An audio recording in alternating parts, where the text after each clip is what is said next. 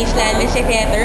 Kasi, ang hirap din ang i-contact, pa-iba-iba numbers, plus hindi pa dumadating on time.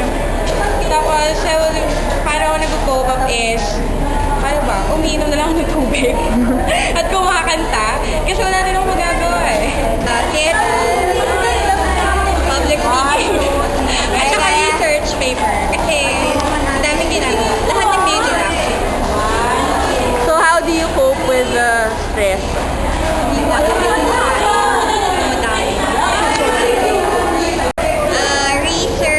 Research com, theater, public speaking, Mandarin,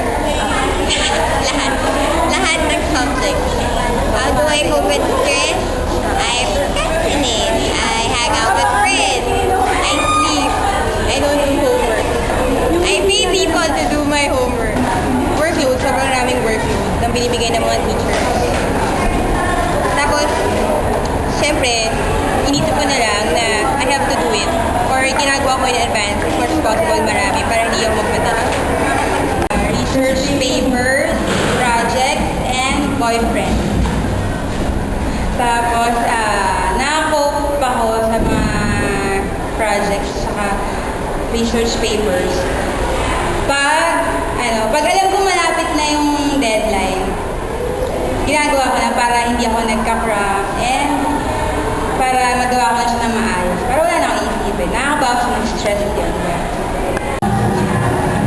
Yung nagpapastress sa akin, una, yung schoolwork, tapos, yung, ano pa ba?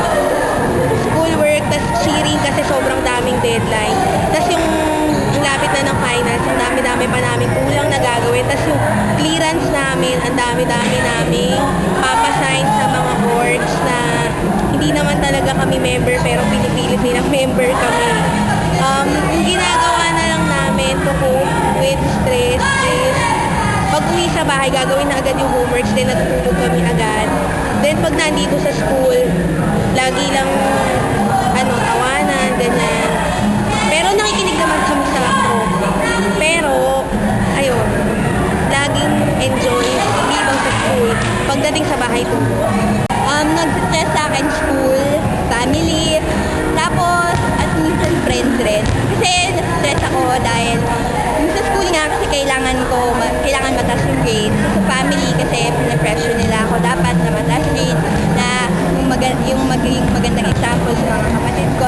It's friends kasi madaming problema friends ko at minsan sa akin binibigay. Nakaka-cope ako sa stress by yung yung nagre-relax lang, yung walang iniisip na mahirap. Tsaka, stress reliever ko is praying.